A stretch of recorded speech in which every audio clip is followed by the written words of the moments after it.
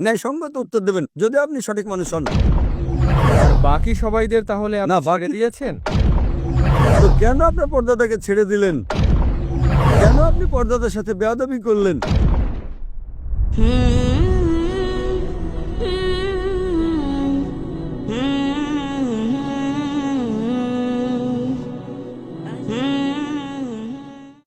আমার নাম আনন্দ মিশ্রা।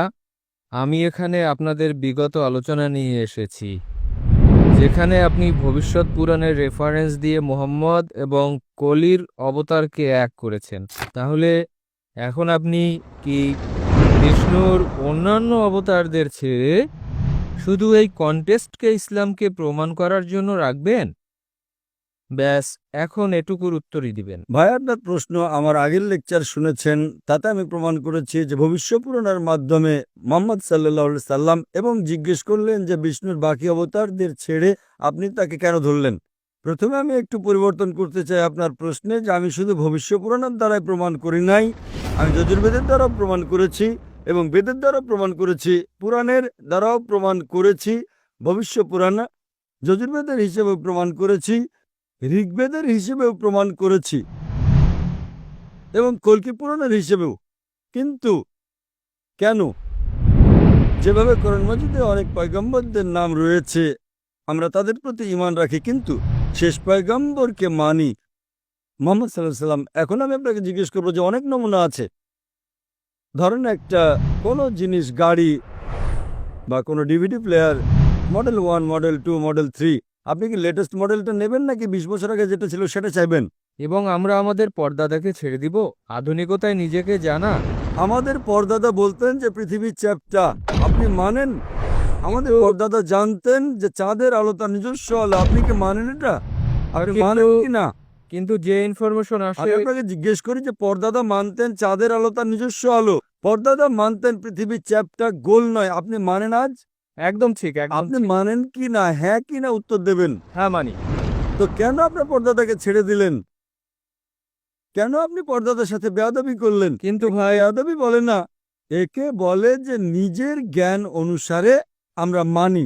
ওই সময় যে আমাদের পর্দাদার জ্ঞান ছিল সে অনুযায়ী ঠিক ছিল।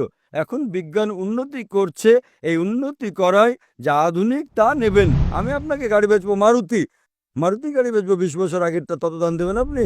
বর্তমানে মারুতির জন্য 3 লাখ টাকা দিতে হয়, আপনি কি দেবেন? বলবেন আরে ভাই আমাকে বেকুব বানাচ্ছেন। ওই সময় আপনি 4 লাখ 3 লাখ নিয়ে থাকবেন। মারুতি যা 1980-তে বানিয়েছিল, 1980-র মডেল ছিল সেটা, এটা আপনার জ্ঞান। এইভাবেই আপনাদের বেদে লেখা আছে যে কল্কি অবতার, কল্কি পুরাণ অধ্যায় নম্বর 2, অনুচ্ছেদ নম্বর 5, 7, 9, 11, 15-তে লেখা আছে যে এই কল্কি অবতার, যার বাবার নাম হবে বিষ্ণু ইয়াস মানে আব্দুল্লাহ, মায়ের নাম হবে সুমতি মানে শান্তি অর্থাৎ আমেনা, সে জন্ম নেবে এক শহরে যা নিরাপত্তার শহর মানে মক্কা। সে জন্ম নেবে শহরের গোত্রপ্রধানের ঘরে কুরাইশ বংশে। সে যখন জন্ম নেবে সে হিজরত করবে উত্তর দিকে।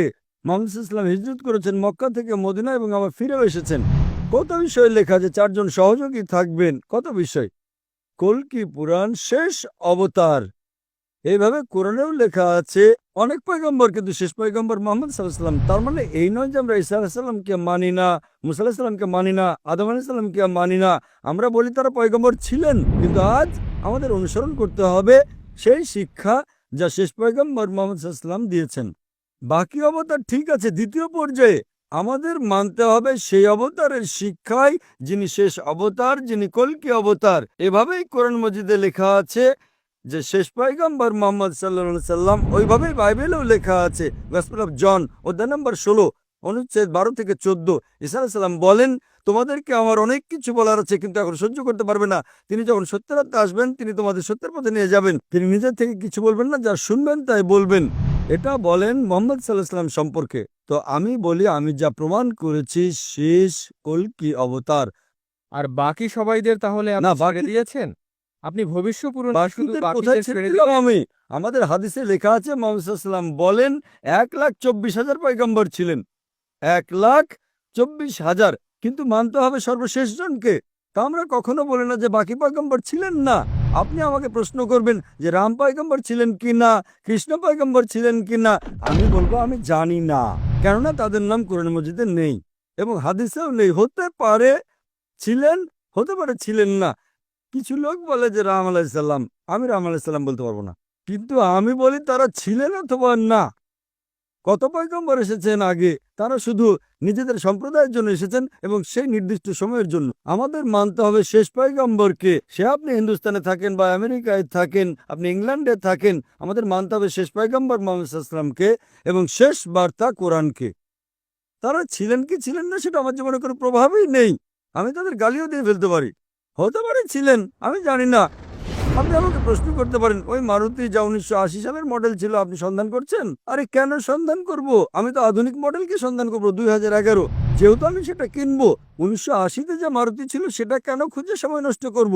কিন্তু মারুতি তো ছিল না। আরে মারুতি তো ছিলই 1980-তে, আমি কেন সময় নষ্ট করব? আমাকে তো 2011 মডেল কিনতে হবে, তাই না? আপনি করবেন কি সন্ধান?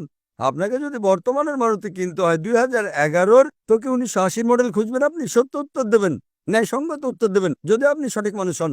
করবেন কিনা, হ্যাঁ কিনা? এখন যা জানানো হবে আমি তার আপনাকে উপর। জিজ্ঞেস করছি করবেন কিনা।